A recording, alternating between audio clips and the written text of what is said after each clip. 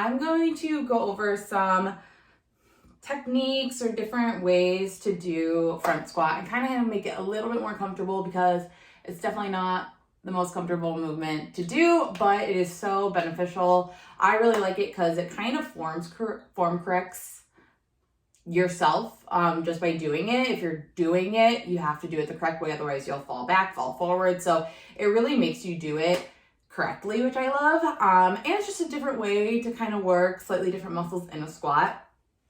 But yeah, so I'm going to show you how to do it with an empty bar, just for the sake of ease.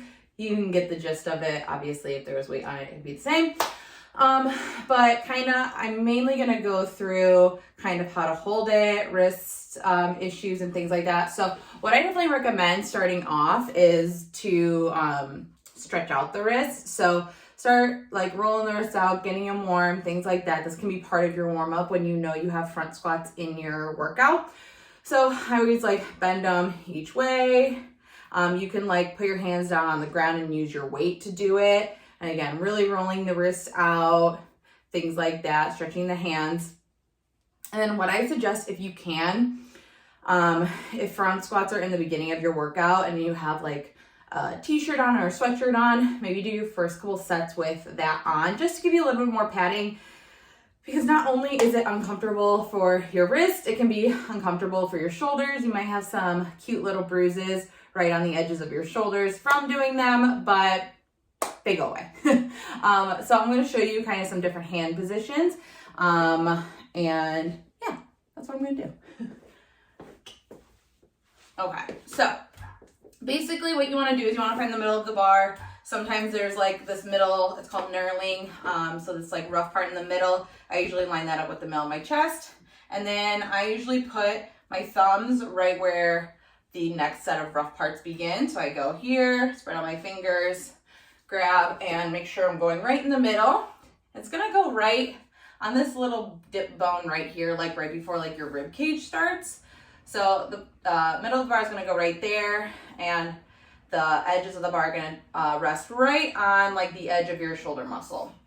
So going here, and what I like to do is I like to make L's with my fingers and kind of place them on either side of my shoulder. So I'm going like here, so finding the edge of the bar, thumbs on the inside, fingers on the outside, lift, and then you come out.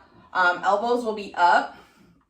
You want to try to keep your upper arm parallel to the ground the whole time as you go. So just going to be a normal squat, but you're going to be weighted in the front instead of the back, so you have to use your core, your quads a little bit more, and your glutes, but you're not relying as much on your back muscles and your hamstrings like you are with the back squat. So elbows up. I keep my fingers open. I don't wrap my hand all the way around the bar. So down and up. I can still feel it in my glutes and like inner thighs, but you really have to utilize your core as well.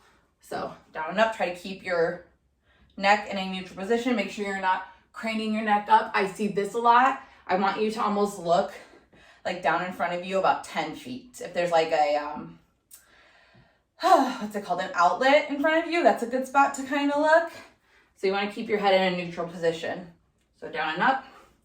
Okay. Let me rack. And we'll find a different way to do it. So another way you can do it is just by hooking your thumbs. So it's not as stable, but you don't have to worry about your wrists then as much. So still kind of line up yourself the way, so your fingers are going to be out towards you, thumbs are going to be behind you on either side of your shoulders. So this you can do when it's not super, super heavy and you're kind of just holding it back. You're not grasping your hand around the bar. So down and up, down and up. You can even kind of close your hands to get your wrists in a more neutral position. Sometimes if they're open, it can bend your wrist and not feel as great. So, but I'm still holding the thumbs back. So if you're not squatting super heavy, thumbs can work. And then another way you can do it is you can hold it crossed like this, but you still want to keep your upper arm parallel to the ground, okay?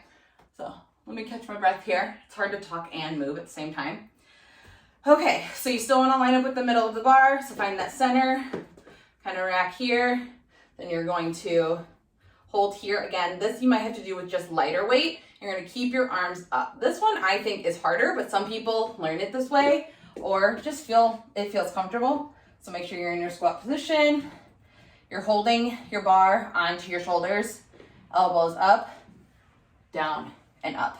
So this really doesn't give you any issues with the wrist, but it might not feel as stable. And to me, I feel it pushing on my neck a little bit more. But everyone's a little different with kind of how it feels and like the comfort level with it. So you can see how my shoulders are red. But it gets easier, it gets better. I really recommend warming up the wrists. So doing a couple of wrist circles, stretching a couple times in your warm up, and then like maybe after the first set. But front squats are great. Don't shy away from them. And yeah, just ask your coach if you have any questions. You can always send us videos if you want us to check your form, make sure you're doing it right. But yeah, that's a front squat.